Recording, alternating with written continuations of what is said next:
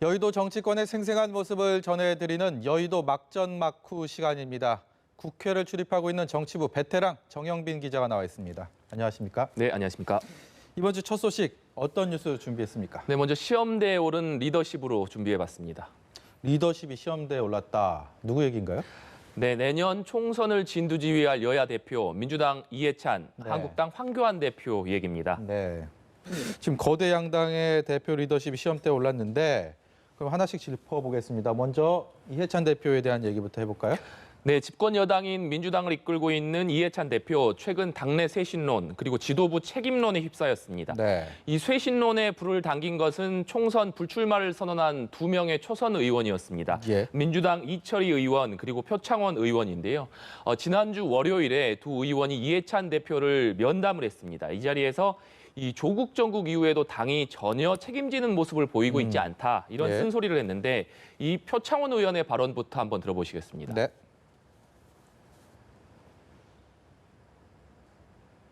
불출마 선언으로 저희들의 심경을 표현을 했고 대표님께서 리더십을 가지고 이제 당을 혁신해 주실 것을 좀 기대하고 또 요청드렸고. 예, 공교롭게도 표창원 의원 옆에 또 이철희 의원이 있네요. 근데 네네. 조국 정국에서 민주당이 별다른 역할을 하지 못했다. 뭐 이런 자성론을 펼쳤는데 결국은 이 화살이 이해찬 대표 쪽으로 지금 가고 있다. 이런 말씀이시죠. 네. 이 불출마를 선언한 이철희 의원이 이해찬 대표의 책임론을 제기를 했습니다. 이 의원은 조국 사태 당시에 지도부가 너무 안이하게 대응을 했다 이렇게 비판을 했는데요. 아, 네. 네, 먼저 이 이철희 의원의 인터뷰 내용부터 보시겠습니다. 이 조선일보 인터뷰에서는 이 당이 무력해진 책임의 상당 부분이 이해찬 대표에게 있다. 이해찬 대표의 리더십에 문제가 있다. 이렇게 얘기를 했습니다. 작정하고 비판을 했네요. 네. 예. 한겨레와의 인터뷰에서는 이 대표가 안정감이 있지만 역동성이 떨어진다. 또 내가 해봐서 안다는 함정에 빠져 있다. 이런 얘기를 또 하기도 했습니다. 이해찬 대표는 어쨌든 간에 지난 기자간담회를 통해서 조국 사태에 대해서 일말에 뭐 사과하는 모습은 보였는데 결국 그 책임론에 이런 책임론을 묻는 부분에 대해서는 별다른 입장을 밝히지 않았습니다. 네, 이 말씀드렸다시피 이철희 그리고 표창원 의원이 이해찬 대표를 면담한 것이 월요일인데요. 네. 이 수요일 날 이해찬 대표가 기자간담회를 열었습니다. 이 당초 예정됐던 기자간담회보다 일주일 정도 앞당겨서 간담회를 열었는데 네. 이 자리에서 이 조국 사태 당시에 청년층의 마음을 제대로 이해하지 못했다. 네. 집권 여당의 대표로서 사과드린다. 이렇게 사과의 입장을 표명을 했습니다. 이 동시에 총선이 얼마 남지 않았는데 이 지도부 보고 물러나라고 하는 것은 합리적이지 못한 얘기다. 이렇게 선을 그었습니다. 네. 이 대표의 발언 한번 들어보시겠습니다. 그러니까 아주 극소수자가 이제 그러는 것이고요. 지도부가 여기서 물러나라면 선거 포기하라는 얘기지 그게 합리적인 주장이 아니지 않습니까? 네, 들으셨는데 이 이해찬 대표의 이 거취를 두고 조국 장관 사태 이후에 민주당 당원 게시판에서 이해찬 대표가 물러나야 된다 이런 글들이 올라왔었습니다. 이해찬 대표가 여기에 대해서 답을 한 것인데요. 이 민주당의 권리당원이 70만 명 정도 되는데 여기서 이해찬 대표에게 자신에게 사퇴하라고 하는 사람은 2천 명 정도에 불과하다. 아주 극소수라고 얘기를 했습니다. 이 또 총선이 5개월밖에 남지 않은 상황에서 이 지도부를 흔들어서는 안 된다. 또 여당이 쇄신한다는 것은 이 정책을 잘 만들고 이 국민의 목소리를 들어서 이 어려움을 해결해 주는 것이 진정한 쇄신이다. 이렇게 얘기를 하면서 이 인신공격하는 것은 혁신이 아니다. 이렇게 또 책임론에 선을 그었습니다. 뭐 그렇다 해도 이해찬 대표는 머리가 굉장히 아플 것 같습니다. 그렇기 때문에 뭐 이런 얘기가 나오는지는 모르겠는데 민주당이 조기 선대위 전환 카드를 내민 것도 어떻게 보면 이 같은 골치 아픈 국면을 벗어나기 위한 그런 목적이 있는 게 아니냐 이런 지적들도 있습니다. 네, 이 민주당이 이 총선에 앞서서 이 선거대책위원회 출범 계획을 밝혔습니다. 이 지난 2016년 당시에 이 총선이 4월 13일에 있었는데요. 네. 민주당이 이 선대위를 출범한 시기가 이 보름 전인 3월 27일이었습니다. 그러니까 이 선거일을 보름 정도 앞두고 선대위를 출범을 시켰는데 이번에는 상당히 빠르게 선대위가 출범할 것으로 보입니다. 이해찬 대표가 이 선대위 출범 계획을 밝혔는데 네. 이 정기국회가 끝나고 나면 12월 10일쯤 이 선대위를 출범하겠다 이렇게 밝혔습니다. 그러니까 지난 총선 당시와 비교한다면 이 굉장히 빠르게 신속하게 선대위가 꾸려진다 이렇게 볼 수 있는데 아무래도 이 방금 보셨듯이 이 조국 사태를 거치면서 지도부 책임론, 인적 쇄신론 이런 얘기들이 나오면서 당이 좀 뒤숭숭한 상황 아니겠습니까? 네. 이런 상황 속에서 이 조기에 선대위를 출범시키면서 다시 말해서 총선 체제로 당을 전환시키면서 이 국면을 한번 전환시키겠다 이런 의미로 해석이 됩니다. 뭐 이해찬 대표의 발언을 한번 직접 들어보시겠습니다. 정기국회가 끝나고 그 12월 아마 10일쯤 될 것 같습니다. 그때부터 그 총선 선거대책위원회를 구성을 해서 본격적인 선거를 준비하도록 그렇게 하겠습니다. 좋은 의견들을 많이 말씀을 해주시기 바랍니다.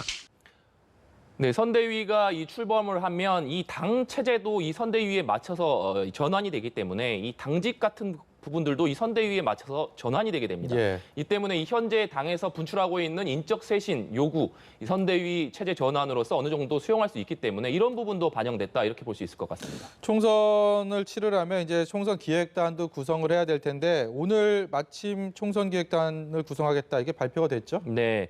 오늘 이 민주당이 총선 기획단 선정을 완료하고 명단을 발표했습니다. 네. 이 윤호중 사무총장이 단장을 맡았고요. 네. 양정철 민주연구원장 그리고 이 금태섭 의원 등도 이름을 올렸습니다. 이 총선 기획단이 완성됐다는 것은 다시 말하면 민주당이 이제 본격적인 총선 준비 체제로 돌입했다 이렇게 볼 수 있는데요. 네.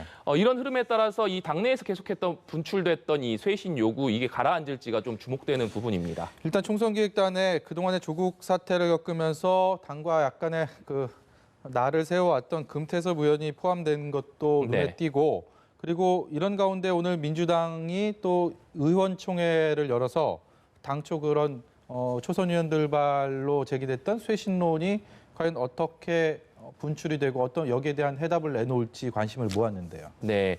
이 당초 이번 민주당의 의원총회는 지난주에 예정이 돼 있었습니다. 네. 지난주 상황이 이 두 명의 표창원, 이철희 의원의 쇄신 요구 이후에 이 의총이 예정돼 있었기 때문에 의총에서 이 쇄신 요구들이 분출하지 않겠느냐 이런 전망들이 많았습니다. 하지만 이 지난주에 문재인 대통령의 모친상이 있지 않았습니까? 네. 이 때문에 이 의원총회가 오늘로 미뤄졌는데요. 이 조금 전에 의원총회가 열렸습니다. 그런데 지난주 당초 예상됐던 의원총회와 이번 오늘 사이에 이해찬 대표의 기자간담회가 있었고요. 그렇죠. 이해찬 대표가 이 자리에서 조국 사태에 대해 사과를 했죠. 또 말씀드렸다시피 선대위 조기 전환 계획도 밝혔고 네. 또 이 선거 기획단도 지금 만들어졌기 때문에 상황이 많이 바뀌었습니다. 그래서 이 의총 분위기도 당초 쇄신론이 분출할 것이다 이런 전망에서 많이 비켜갔는데요. 참석자들은 오늘은 쇄신에 대한 얘기보다는 주로 민생에 관련된 얘기가 오히려 더 많았다. 쇄신 관련 얘기들은 많이 나오지 않았다. 이렇게 지금 전하고 있는 상황입니다. 정치는 타이밍이라고 많이들 하는데 그 타이밍이 좀 지났다. 뭐 이렇게 이해를 할 수도 있을 것 같네요. 이낙연 국무총리 얘기가 본인이 원하든 원치 않든 계속 나오고 있습니다. 과연 이낙연 총리가 어떤 역할을 할 것인가 뭐 이런 얘기가 많이 나오고 있다면서요? 네, 이 총선을 앞둔 상황에서 이낙연 이 총리가 빨리 당으로 복귀해야 한다 이런 목소리들이 지금 나오고 있는 상황입니다. 이낙연 국무총리가 지난주에 이 최장수 총리라는 기록도 세웠고 네. 지금 계속해서 진행되는 차기 대권주자 선호도에서 1위를 달리고 있지 않습니까? 이런 상황이기 때문에 이 총리가 빨리 당으로 돌아와서 전면에 나서서 총선을 이끌어야 된다 이런 요구들이 나오고 있는 것인데요. 일단 이 총리가 당에 복귀하면 공동 선대위원장을 맡는다는 것은 기정사실화된 얘기인 것 같습니다. 예. 다만 인사권이라는 것이 대통령의 고유 권한이기 때문에 이 총리는 거취에 대해서는 아직까지 명확하게 입장을 밝히지 않고 있는데요. 네. 지난주 있었던 이 총리의 발언을 한번 들어보시겠습니다.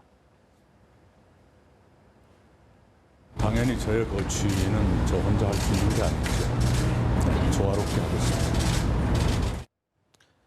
네, 이낙연 총리 입장, 본인의 결정도 중요하지만 결국은 국회, 집권 여당 입장에서는 국회 인사청문 절차를 그 산을 넘어야 된다는 게 굉장히 큰 부담이 아닐 수가 없을 텐데요. 네, 아무래도 이 조국 전 법무부 장관 인사청문 전국에서 이 민주당이 굉장히 지지율 하락이라는 이 일도 있었고요. 네. 굉장히 큰 부담이 있지 않았습니까? 네. 그렇기 때문에 이 후임 총리가 이 지명이 된다면 또 인사청문회를 해야 되는데 만약에 이 전국에서 또 다른 논란이 불거질 경우에 민주당으로서는 상당한 부담을 안을 수밖에 없습니다.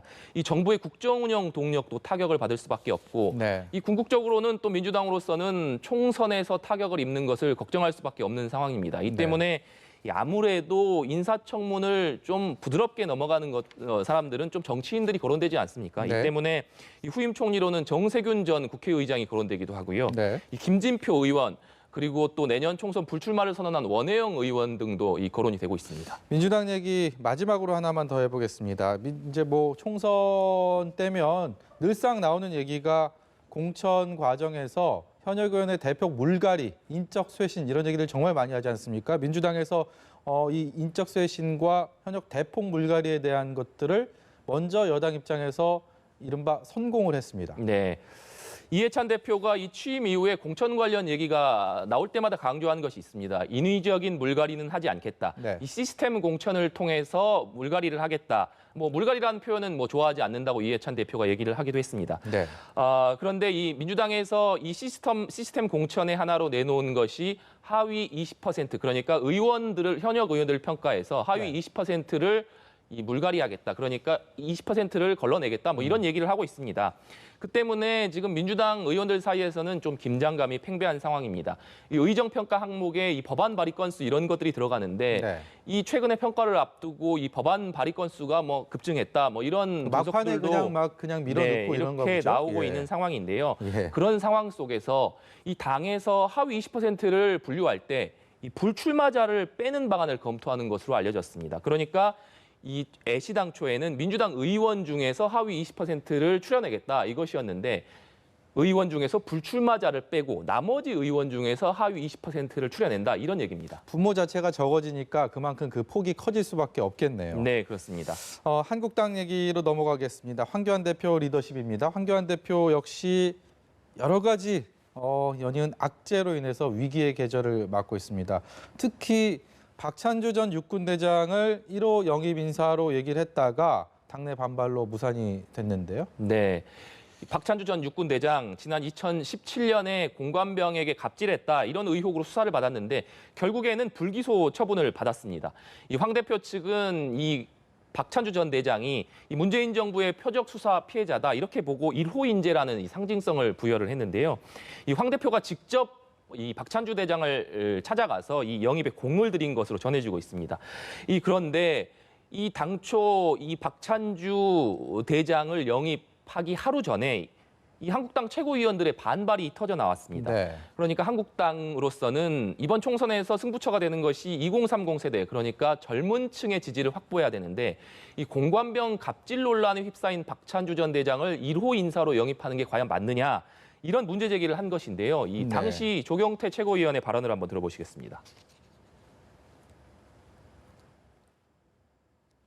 좋은 인재를 영입하려고 하는 그 목적과 이유가 분명해야 되지 않겠습니까? 그게 과연 적합하냐에 대해서는 저는 뭐 개인적으로 여러분들이 물어보신다면 좀 부적합하다, 부적절하다고 생각하기 때문에 네, 조경태 최고위원이 부적합하다, 부적절하다라는 단어를 쓰면서 그야말로 제동을 걸었네요. 네.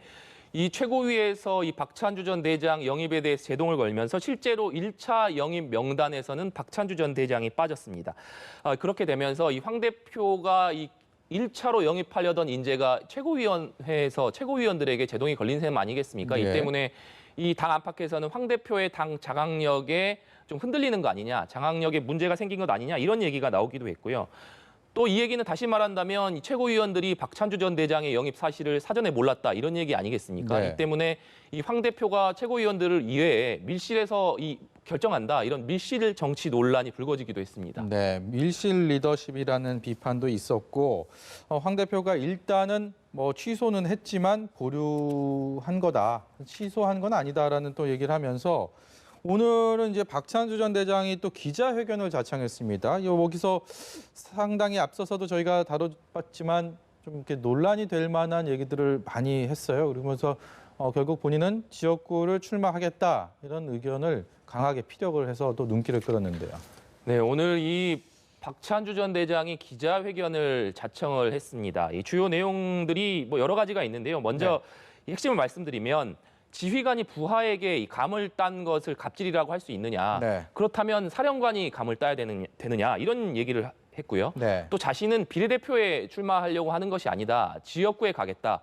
험지에 가서 한국당을 위해서 한 석이라도 얻어오면 좋은 것 아니냐. 이런 얘기를 했는데요. 네. 박찬주 대장의 이 얘기 한번 들어보시겠습니다. 네. 비례대표 생각 전혀 없습니다.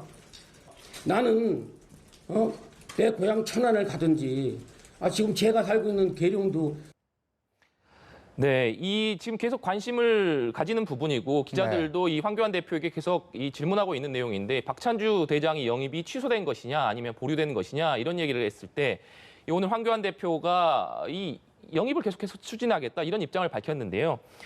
박찬주 대장이 또 지역구 출마 의견을 밝혔기 때문에 한국당의 2차 영입 명단에 박찬주 전 대장이 들어갈 것이냐 이런 부분도 좀 주요 관전 포인트인 것 같습니다. 네, 군부 독재 시절에 아픈 기억인 삼청교육대를 박찬주 전 대장의 오늘 입을 통해서 또 그 단어가 나와갖고 놀랐습니다. 네, 일단 한번 박 전 대장의 발언부터 들어보시겠습니다.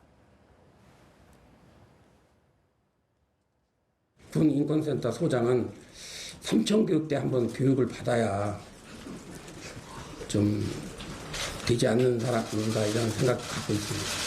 그리고 군대를 갔다 오지 않은 사람이 군대에 대해서 재단하고 이렇게 앞에 나가서 군대를 무력화시키는 거에 대해서 저는 정말 참 분개하지 않을 수 없고 또 여기에 동조하는 정치인들도 저는 각성해야 된다고 생각합니다. 그러니까 이 박찬주 전 대장의 공관병 갑질 의혹을 제기한 것이 이 군인권센터였는데요. 네. 이 군인권센터 임태훈 소장을 겨냥해서 삼청교육대에서 교육을 받아야 한다 이런 얘기를 했습니다. 이 네. 부분에 대해서 지금 논란이 커지고 있는데요. 이 박 전 대장 발언에 대해서 정의당은 뭐 이름만 들어도 치가 떨리는 삼청교육대를 다시 들은 것에 대해서 이 굉장히 반발하는 그런 논평을 내기도 했고요. 한국당 홍준표 대표도 SNS에 이런 글을 올렸습니다. 박찬주 전 대장 50시대에나 어울리는 인물이다. 네. 당은 영입을 재고해야 된다. 이런 글을 올렸다가 페이스북에서 또 내리기도 했습니다. 예, 좋은 인재를 영입을 해야지 총선 승리를 할 수가 있을 텐데 뭐 한국당의 시작이 그렇게 순탄하지는 않은 것 같습니다. 네, 지금까지 여의도 막전 막후 정영빈 기자와 알아봤습니다. 고맙습니다. 고맙습니다.